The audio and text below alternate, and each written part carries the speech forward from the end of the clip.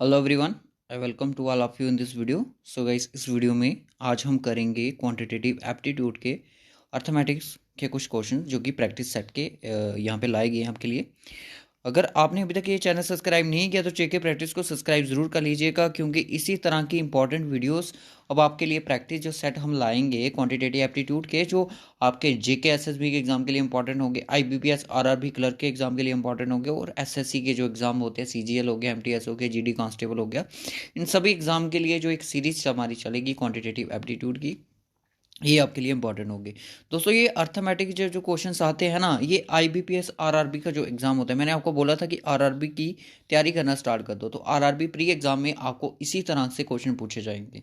यही लेवल रहता है क्वेश्चंस का। तो मैं आपको बता दूं, ये जो आज का हमारे प्रैक्टिस सेट रहने वाला है, ये बीएलडब्ल्यू के लिए भी उतना ही इंपॉर्टेंट है, एसएससी के लिए भी उतना इंपॉर्टेंट है, और आईबीपीएस आरआरबी जो क्लर्क पीओ के लिए प्री का एग्जाम रहता है, उस एग्जाम के लिए भी ये उतना ही इंपॉर्टेंट लेक्चर होने वाला है।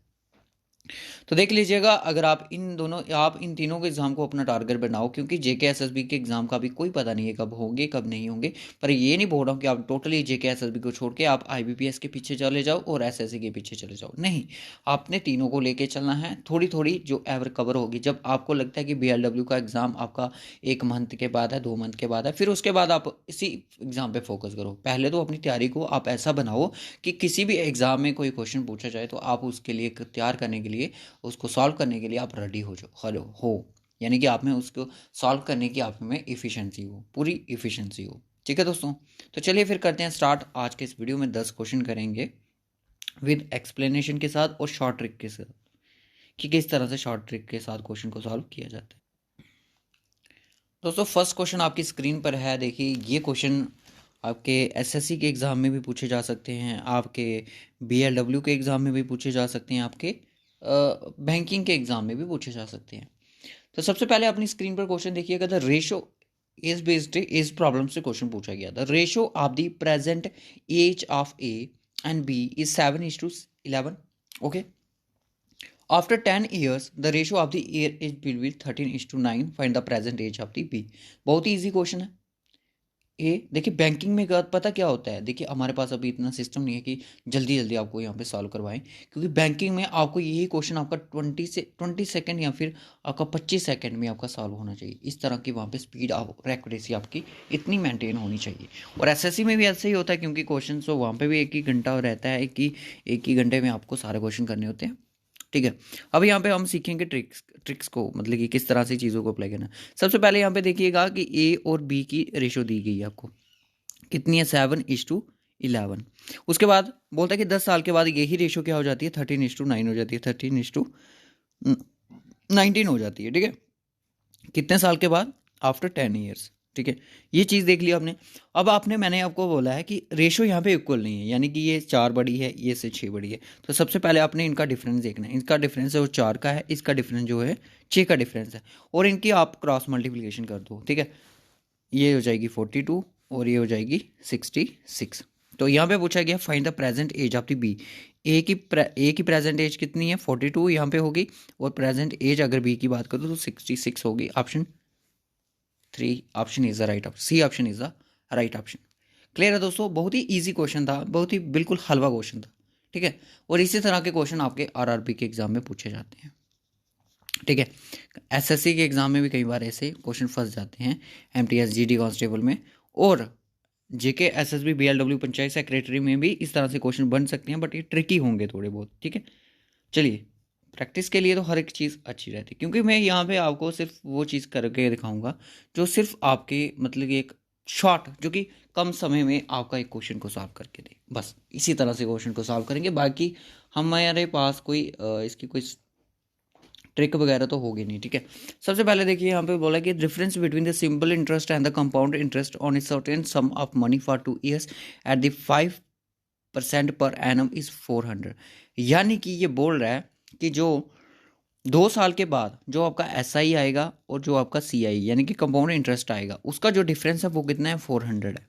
ठीक है, आपको वो प्रिंसिपल अमाउंट निकालना है। तो इस तरह के अगर आपको डिफरेंस दिया जाएगा ना, कि कंपाउंड इंटरेस्ट का और सिंपल इंटरेस्ट का अगर आपको डिफरेंस गिवन होगा, देन हमने कौन सा फार्मूला पुट करना है दोस्तों? सम निकालने के लिए हमें कौन सा फार्मूला पुट करना है कि डिफरेंस, जो भी डिफरेंस होगा, डिफरेंस जो गिवन होगा उसके साथ 100 का स्क्वायर कर देना है जी, और डिवाइड में आपने कर देना है आर का स्क्वायर, यानी कि रेट कर देना आपने जो भी होगा, बस और कुछ नहीं करना है। बाकी आप देख सकते हो, सॉल्व कीजिएगा, डिफरेंस कितना है 400 हो जाएगा, और इसको कर दीजिए इसी साना के साथ, ये हो जाएगा आपका 10,000 हो जाएगा, ठीक है ना, और डिवाइड में आ गया आपका 5 का स्क्वायर कितना होता है 25, ठीक है। अब इसको काट दो 25 इंटू 4, तो ये हो जाएगा 4 4 जा 16, यानी कि 16,000,000, ठीक है। 1,60,000 आपका आंसर आ जाएगा, ठीक है। Option C is the correct option. ये एक फार्मूला था इसको सॉल्व करने का, इजी फार्मूला। देख लीजिएगा, जब भी आपको डिफरेंस दिया हो कि एस आई का डिफरेंस इतना है, और एस आई और सी आई के बीच में इतना डिफरेंस है, ठीक है, कितना है 400 है, तो सम कितना होगा वो ये आपसे पूछ सकते हैं। क्लियर है दोस्तों? अगर आपको रेट भी पूछ सकता है तो रेट भी आप उसका निकाल सकते हो, 5% 2 साल में, ठीक है। क्लियर है? नेक्स्ट क्वेश्चन चलिए। After that the next question, A train running at 90 km per hour cross a electric pole 18 seconds and a platform in 65 seconds. What is the length of the platform? दोस्तों एक train है, ठीक है, ये train है। अब क्या होता है कि जो बैंकिंग एग्ज़ाम होते हैं उसमें इतना समझने की ज़रूरत नहीं होती है क्वेश्चन को, ठीक है। इस पोल को अगर ट्रेन आपकी 18 सेकंड में पार कर लेती है, ठीक है, बताइए एक प्लेटफॉर्म है, उसको वो क्रॉस करने के लिए 65 सेंटीमीटर लेती है, 65 सेकंड्स लेती है, तो लेंथ बतानी है आपने इस प्लेटफॉर्म की कितनी होगी। सिंपल सा क्वेश्चन आपको ये पूछा जा रहा है एग्जामिनर, ओके। अब हम यहाँ पे क्या करेंगे, सबसे पहले आपको सेकंड्स में आपको स्पीड दी, यानी कि आपको जो स्पीड्स होगी कन्वर्ट करनी पड़ेगी मीटर सेकंड में। तो इसके लिए एक फार्मूला रहता है 19, इसको कर देंगे हम 5 डिवाइडेड बाई 18, तो एक कितने टाइम कट जाएगा 5 टाइम कट जाएगा, यानी कि जो हमारी स्पीड है वो 25 मीटर सेकेंड है, मीटर सेकेंड के हिसाब से चल रही है।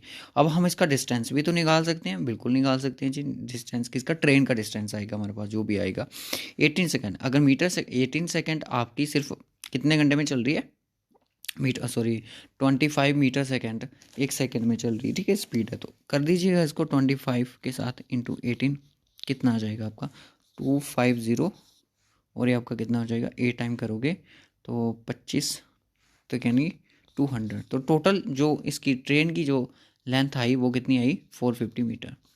ट्रेन की लेंथ हमारे पास आ चुकी है, अब हमें निकालनी है प्लेटफॉर्म की। अब किस तरह से निकलेगी, देखिए सबसे पहले यहाँ पे देखिए स्पीड क्या है, वही स्पीड है, और ये आपकी 65 सेकंड, यानी कि आपको डिस्टेंस निकालना है। डिस्टेंस निकालेगा तो फार्मूला होता है स्पीड इंटू टाइम। स्पीड कितनी हुई है 25 इंटू आपका टाइम कितना है 65 सेकंड्स, ठीक है। कर दीजिए इसको, कितना आएगा जी ये 25 इंटू 65 कर दीजिएगा, 65 इंटू 25 कर दो इसको, 5 5 ज़ा 25, ठीक है, 2 कैरी 5 6 ज़ा 30 और 32, ठीक है, 32 हो जाएगा, और ये हो जाएगा आपका 130, ठीक है। और ये आप कर लो, इसको हो जाएगा 5 और 2 और ये 625, तो इसमें से आपको निकालना है 450, यानी कि ट्रेन की लेंथ को आपने माइनस करना है। 5 में से 0 गया 5, 12 में से 7, 7 5 लास्ट में होना चाहिए, तो ये रहा आपका लास्ट ऑप्शन, ठीक है। बाकी इसको समझा रहा हूँ तभी इसका ज़्यादा टाइम आपका लग रहा है, ठीक है। जब सॉल्व करोगे तो ईजिली सॉल्व हो जाएंगे। अब आपको लेंथ दिया, length and breadth of rectangle is 7:3 respectively. If the breadth is 20 meter less than the length, what is the perimeter of the rectangle? ये क्वेश्चन पूछा गया आपसे, ठीक है दोस्तों। यानी कि एक क्या होती है लेंथ, सॉरी जो रेक्टेंगल जो होता है वो आपका किस तरह से होता है, ये हो गया आपका रेक्टेंगल, ठीक है। एक तो लेंथ है, एक तो ब्रेथ है। लेंथ और ब्रेथ की आपकी रेशियो कितनी देखिए 7:3, ठीक है। और बोल रहा है कि जो ब्रेथ है वो 20 मीटर लेस है दैन द लेंथ, यानी कि लेंथ अगर ब्रेथ में माइनस करूँ तो यानी कि मेरा कितना चाहिए 28 मीटर आना चाहिए, ठीक है। वो कम है किससे, लेंथ से, ब्रेथ, ठीक है। अब ऐसा भी हो सकता है कि हम ये रेशो दी गई है इसको माइनस कर दें, यानी कि हमारे कितना 7 - 3 करेंगे तो हमारा 4 आएगा। अब इसको 4 को कर देंगे, यानी कि 28 को डिवाइड कर देंगे 4 के साथ, तो ये कितने टाइम चल गया 7 टाइम, यानी कि जो एक रेशो बराबर है कितनी है 7 के, ठीक है, 7 के रेशो के बराबर है। अब यहाँ पे दिख जाएगा हमें कि लेंथ कितनी है और ब्रेथ कितनी है, 7:3, तो यानी कि ये 49 है और ये आपकी 21 है, ठीक है, ये हमारी लेंथ ब्रेंथ हमारे सामने आ चुकी है। अब हमें पूछ रहा है कि पेरीमीटर निकालना। पेरीमीटर का फॉर्मूला क्या रहता है दोस्तों? पेरीमीटर का फॉर्मूला रहता है लेंथ प्लस ब्रेंथ, ये ब्रैकेट में, ठीक है। 2 और लेंथ ब्रेंथ हो जाएगा आपका कितना, ये 40 और हो जाएगा 70, ठीक है, 70 हो जाएगा और इसको कर दोगे 140 metre. Option A is the correct option. Clear है दोस्तों, बस इजी क्वेश्चन था, बस थोड़ी सी ट्रिक यूज़ करनी पड़ती है। अब यहाँ पे पूछ रहा है कि अमन एंड रवि इन्वेस्टेड द 24,000 और 8,000 for a period of 2 year. 2 year के लिए वो इन्वेस्ट करते हैं इतना पैसा, और लास्ट में 2 साल के बाद उन्हें कुछ प्रॉफिट देखने को मिलता है 48,000। What is will the share of the Aman and Ravi out of this earning. दोस्तों उनकी जो इन्वेस्टमेंट है, देखो जो रेशो उनका जो मिलेगा, यानी कि प्रॉफिट जो उनको गेन होगा उनकी इन्वेस्टिंग रेशो पे होगा, इनिशियल जो रेशो रहती होगी, ठीक है। 24,000 और आपका 8,000, ठीक है, 3 टाइम कट जाएगा, 3 टाइम कट जाएगा, ठीक है। ये रह गया आपका 24 और 8, ठीक है।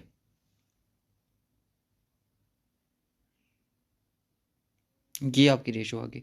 अब आप इसको कम भी कर सकते हो, 12 हो गया, 4 हो गया, ये 6 हो गया और ये 2 हो गया, और यानी कि 3:1 की रेशो में ये प्रॉफिट इनको हो जाएगा, ठीक है। कौन सी रेशो में प्रॉफिट जाएगा? 3:1 की रेशो में प्रॉफिट जाएगा। तो प्रॉफिट कितना है? 48,000 है। तो डिवाइड कर दो यार किसका, अमन, पहले अमन का, अमन की रेशो ये है, इसको ऊपर रखो, 4 नीचे, 4800 काट दो, किसके साथ करते हैं, 4 1 जा 4 और 4 2 जा यानी कि 36, इसको करोगे तो 36, यानी कि 36,000 जो होगा वो अमन का होगा। तो 36 मुझे एक ही ऑप्शन में दिख रहा है, तो यही बाकी का ऑप्शन होगा, यही बाकी का जो 12,000 है वो बाकी का शेयर होगा। अब next question is that a person bought an article 100 rupees, okay, उसने 100 रुपीज़ में एक आर्टिकल बाई किया। इफ़ ही गेव 25% डिस्काउंट, उसने 25% डिस्काउंट भी दिया, she still manage to earn 12.5% of the profit, ठीक है। दोस्तों यहाँ पे देखिए क्या हुआ कि एक बंदे ने एक आर्टिकल को बाई किया, यानी कि उसने कॉस्ट प्राइस जो हमें बता रहा है वो कितनी है, 100 रुपीज़ है। सीलिंग प्राइस कितनी है, उसने अगर 12% इसका प्रॉफिट कमाया तो ओबियसली जो पैसे कितने कमाए होंगे, ठीक है, ये पैसे उसने कमाए, ठीक है। अब यहाँ पे बोल रहा है कि इसी के बीच में इस पर्सन ने, इसी के बीच में इसने कितना 25% मतलब कि डिस्काउंट दिया, ठीक है, 25% डिस्काउंट दिया MRP पे, ठीक है, MRP पे 25% डिस्काउंट दिया। अब आप यहाँ पे देख सकते हो कि इसका अगर ये आपका अगर 25% इसने डिस्काउंट किया, अगर यानी कि 75% आपके पास 112.5 है, तो बताइएगा कि 100% कितना होगा। सो इजीली सा क्वेश्चन यही है। तो 70% इंटू एक्स की वैल्यू हमें निकालनी है, तो आपके पास है 112.5। तो 0 इसके साथ मल्टीप्लाई करेगा तो ओबियसली आपका क्या आ जाएगा, एक्स की जो वैल्यू होगी वो किस तरह से निकलेगी, 11250 डिवाइडेड बाई 75, सॉरी 75, और 75 ये कितने टाइम चाहिएगा, वन टाइम करोगे तो ये ओबियसली आपका जो आंसर आएगा वो 150 के करीब आएगा, ठीक है। तो 150 इज़ द राइट ऑप्शन, ठीक है। 11750 को डिवाइड करोगे 75 के साथ, तो 1 से 75, तो आप कर सकते हो 7 में से 2 और 5 के 2, 11 में से 4 और 5 करोगे तो बाकी तो आप कर ही सकते हो। तो 75 इंटू 5 करोगे तो आपको 425 आ ही जाएगा। तो यही इसका राइट ऑप्शन हो जाएगा, 4 ऑप्शन, ठीक है।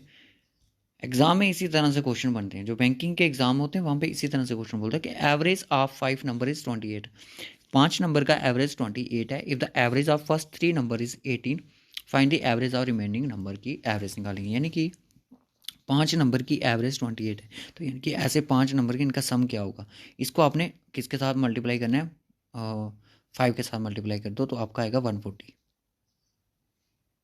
ठीक है, 140 आपका आ गया। ये इसका सम है, टोटल सम कितना आया इनका, ये आ गया। अब बोल रहा है कि फर्स्ट 3 नंबर की, अगर फर्स्ट 3 नंबर की परसेंटेज आपके एवरेज अब वो 18 है, तो इसको कर दो यार, कितना हो जाएगा 54, तो यानी कि ये 54 होगी। अब आपको इसमें से इसको माइनस कर देना है, 4054 को 10 में से 4 गया 6 और 13 में से 5 गया 86, तो 86 यानी कि 86 जो सम है वो 2 नंबर का सम है, जो कि रिमेनिंग बचे आपके फर्स्ट 3 का, यानी कि लास्ट के 2 नंबर का ये है। अब इनकी एवरेज निकालने के लिए ओबियसली इसको 2 के साथ डिवाइड कर दो, 43 इज द राइट ऑप्शन आ जाएगा, ठीक है ना। बाकी बेसिक क्वेश्चन है, ज़्यादा कुछ भी नहीं है। ध्यान से अगर समझोगे तो चीज़ें छोटी, मतलब कि बिल्कुल बेसिक लेवल है यार, ये कुछ भी नहीं है। अगर आपने नहीं पता है तो एवरेज करके आप एक टॉपिक सर्च कर सकते हो जेके प्रैक्टिस, तो आपको एवरेज का जो बेसिक कंसेप्ट है वो पता चल जाएगा। 5 नंबर का जो एवरेज है वो 28 होता है, तो इनका सम कितना होगा, ठीक है। अगर आपको ये भी नहीं पता होगा कि एवरेज सम कैसे निकालते हैं तो फिर आपको बेसिक पढ़ना पड़ेगा। इसको मल्टीप्लाई किया तो मेरा आ गया 40, यानी कि मेरे पास 5 नंबर का जो सम है वो 140 है, एवरेज मेरे पास 28 है, ठीक है। अगर आपको नंबर सम का एवरेज निकालना है तो नंबर के साथ डिवाइड कर दो, अगर आपको एवरेज का नंबर सम निकालना है तो आप उसके साथ उसको मल्टीप्लाई कर दो, ठीक है, निकल जाएगा।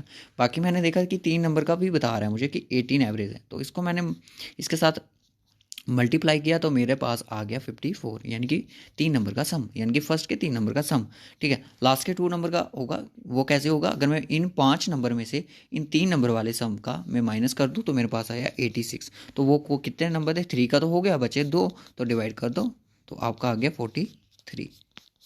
क्लियर है दोस्तों, होप सो क्लियर हो। चलिए नेक्स्ट क्वेश्चन देखते हैं। नेक्स्ट क्वेश्चन क्या कह रहा है, बोल रहा है कि a person bought an article, wait, double question हो गया क्या?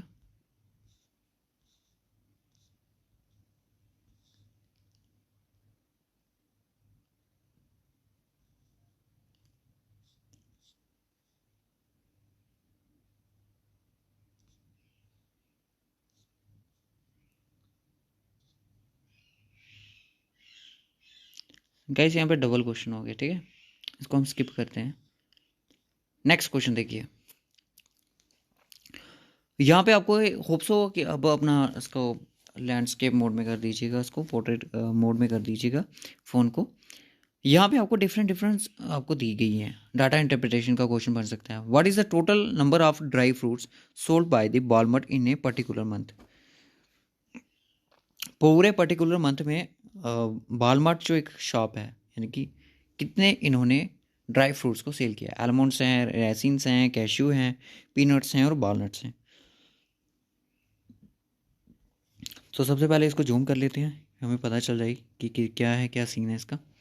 चलिए देखिए यहाँ पे, तो यहाँ पे देखिएगा ये आपका 60 तक जा रहा है, यानी कि इसमें कितना ऐड हो रहा होगा, 1 2 3 4 5, यानी कि इसमें हो रहा है 4 ऐड, ठीक है। तो ये कौन सी पोजीशन पे खड़ा है, ये खड़ा है दोस्तों 40, यानी कि ये 50 है, ये टोटल 50 है।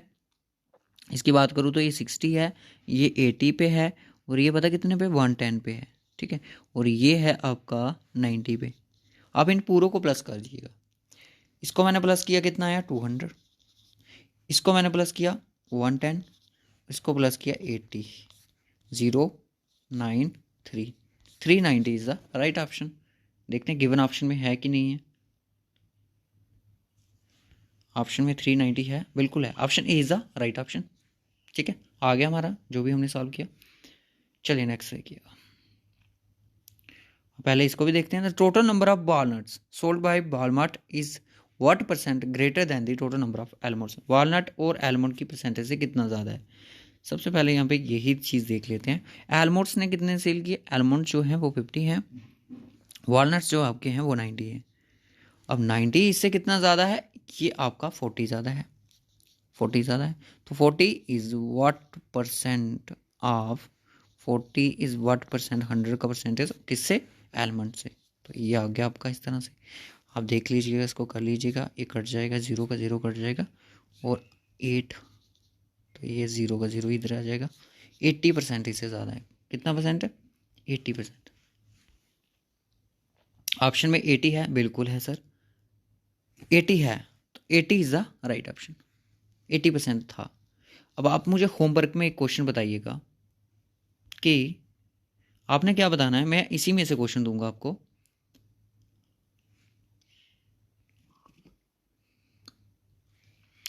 कि what is the ratio between cashew nuts, cashews में और पीनट्स में, पीनट्स में कितनी इनकी रेशियो है, ये आपने कमेंट बॉक्स में बताना है। क्या बताना है कि कैश्यू में और पीनट्स में इनकी रेशियो क्या बनेगी, पहले कैश्यू और फिर आपका पीनट्स, जो भी रेशो बनेगी वो कमेंट बॉक्स में बताइएगा। तो दोस्तों कैसा लगा आज का हमारा ये लेक्चर, आई होप आपको अच्छा लगा हो। अच्छा लगा हो वीडियो को लाइक और शेयर ज़रूर कीजिएगा दोस्तों।